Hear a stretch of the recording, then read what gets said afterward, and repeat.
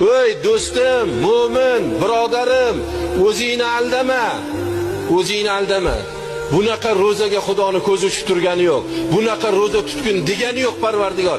Taqvodor bo'lgin deb Xudoy taolo ro'zani farz qildim deyapti. O'zingni aldama. U nafsingga qul bo'lsang, u Allohning aybi emas, u payg'ambarning aybi emas birosan. Nafsingga qulligingni etib qo'yavergin.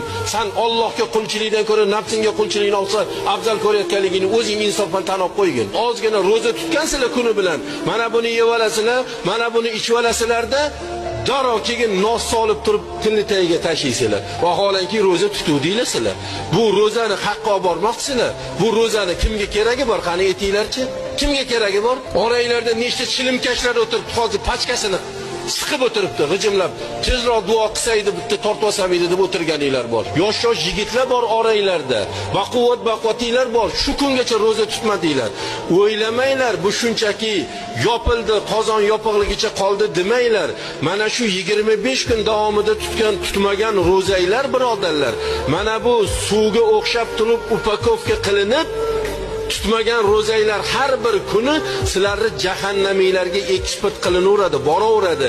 Ertaga jahannamda albatta bu o'sha ro'za bilan o'zingiz yoqadi birodarlar.